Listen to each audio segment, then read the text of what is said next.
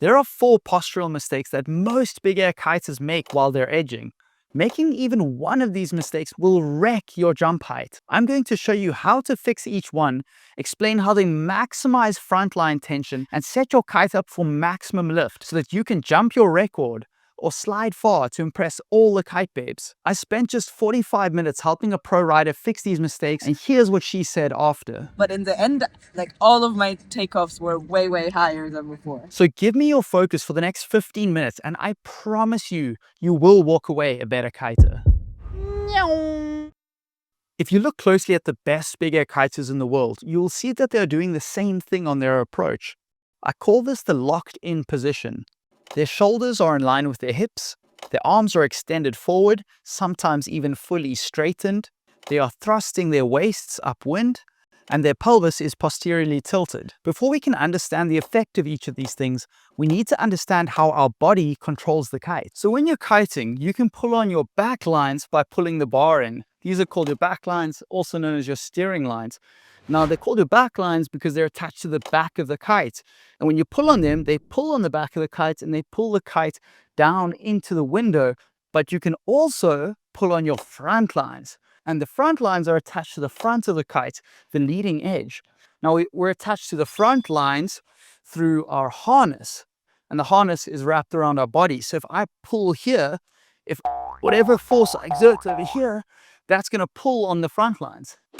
The most common mistake that people make when it comes to posture is riding, leaning back with the hips here and the shoulders there. Here are some of my students making this mistake. So let me show you a jump with the incorrect technique. So I'm pulling back on my shoulders and I'm automatically pulling that bar in.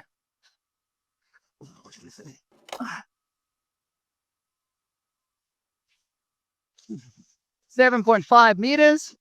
I'm edging hard and throwing a big spray, but my shoulders are upwind of my hips. As a result, I'm pulling the bar in. Notice how close it is to my quick release. We keep our shoulders forward so that we don't pull the bar in. Look what happens if I lean back. I pull on this bar, but when my shoulders come forward, the bar goes forward too, and I can use my full throw. And I can make sure that I don't have any backline tension. And now with the correct technique, I'm able to pull on those front lines, and I don't need to pull on the back lines. I don't need to pull on the bar.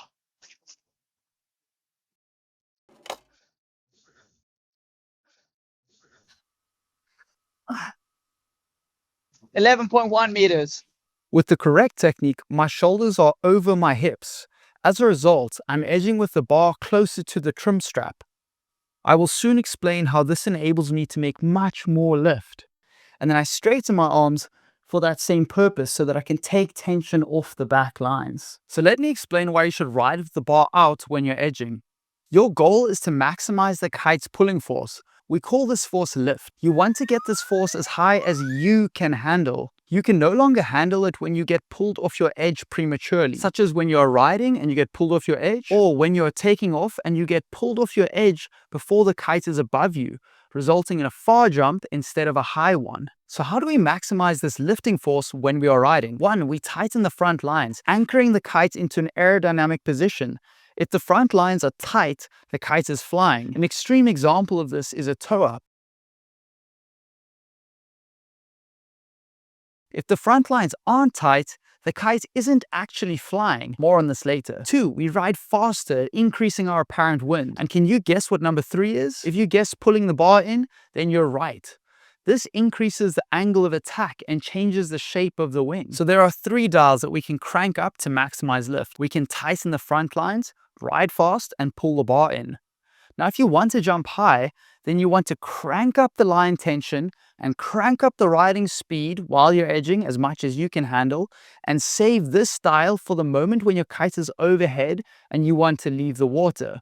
So only once you position the kite overhead, then you crank up the style and you pull the bar in. The problem with pulling your bar in during your edging is that you have already cranked up the style to achieve your lift. So when you want to jump, there's only a small bit of lift remaining. Think of your kite as a wing, but you still control it with the bar and lines. The wind is blowing this way, Since we have front line tension anchoring the kite in its position, the wing is effectively flying forward relative to the wind. This creates lift, which pushes the wing up, and also creates drag, which pushes the wing back. This wing has a low angle of attack. In this case, it's 5 degrees. As we pull in the bar, we shorten the back lines, and this increases the angle of attack. This increases lift, but it also increases drag. If we continue to increase the angle of attack, at some point the wing will stall. For example's sake, this wing will stall when the angle of attack exceeds 20 degrees for this given wind speed. So if we go into our jump with a 5-degree angle of attack and sheet in the bar until the kite is at 20 degrees, we have a 15-degree angle of attack that we can play with to increase lift further before we have a backstall. This is what a pro rider does. Now let's look at what a beginner does. If we already have the bar sheeted in during our approach, the kite will already have a high angle of attack. For example, let's say it's 15 degrees.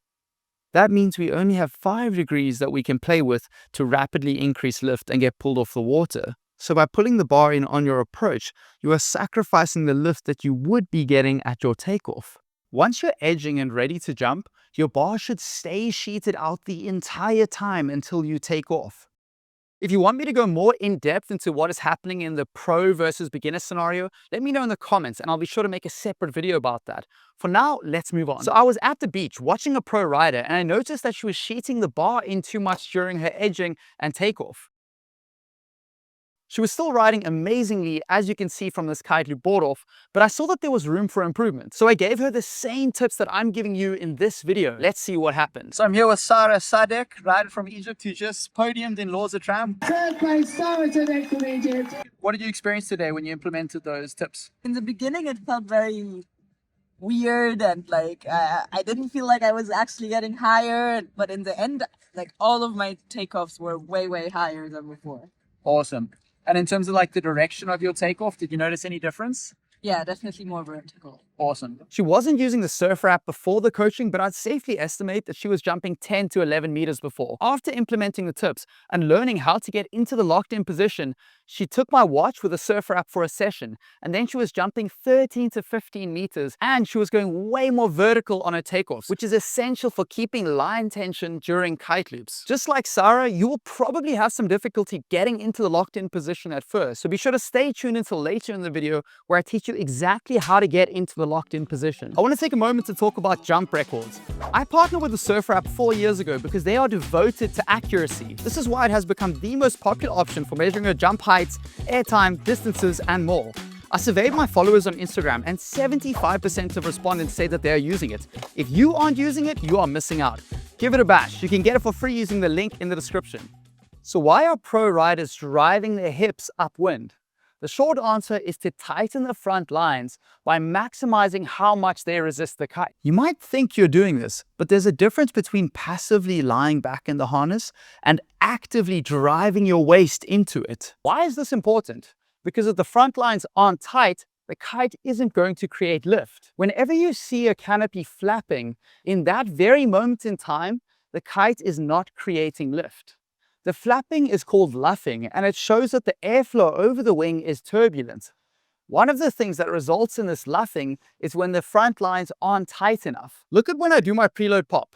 I approach the kite, so I create slack in the front lines. This causes the canopy to luff. In this moment, the kite is not creating lift. I'm not showing you this clip because it's bad to preload pop. It's actually a very effective skill. I'm showing it to you because it clearly demonstrates the relationship between slack in your front lines and your kite not working. Now, most people actually have their kite luffing way too much when they are on approach because most people aren't pulling their lines tight when they are edging. And this is seriously hurting their performance. In this scenario, either the kite needs to travel downwind away from the rider or the rider needs to pull the slack out of the front lines. You can pull the slack out of your front lines by driving your hips upwind. This is the main thing I want you to take away from this chapter. Whatever force I exert over here, that's going to pull on the front lines. Now look at the canopy during this toe up. The canopy is tight almost the whole time, so the wing is constantly creating lift. Because the front lines are pulled tight via the tow rope, which pulls the harness toward the anchored point. In a tow-up, the line is almost completely taut and results in laminar flow. Pretend the kite is here and the rider is down here. What force occurs here with the kite is efficiently transferred to the rider, but in reality, our lines are not taut. In reality, the front lines have drag-induced curvature. Drag from airflow accumulates all along your 22 meters of front line. Whatever force you produce first goes towards pulling this drag-induced curvature out of the lines. Credit to my bro Anton Chernyshov for introducing us to this concept of drag on your line. We want to make sure that as much force as possible is being used to help us jump high. So you want to pull out that drag-induced curvature. How do we do that? We get the kite to pull us hard and we pull against it very hard. We pull hard against the kite by driving the harness upwind. And I will teach you how to get the kite pulling you hard in the upcoming chapter, how to get into the locked in position. I don't want to go more into the topic of line tension because it'll add 8 minutes to this video. Instead, I'll make another video devoted to line tension. So be sure to subscribe to the channel and let me know in the comments if you want to check that out. The next mistake is called an anterior pelvic tilt, and each of my students is making this mistake. You can tell because the lumbar spine is extended. If you look closely at the pros, you will see that their lumbar spine is in flexion, and this is because their pelvis is posteriorly tilted. You might be wondering, what the f is my pelvis and how do I tilt it? If you lie on your back like this, you will have a small gap between your lumbar spine and the ground. Your pelvis is tilted forward, aka anteriorly tilted. If you contract your abs and your glutes, you will tilt your pelvis backward, aka posteriorly. If you do this while kiting, you will be able to hold on much more power than otherwise.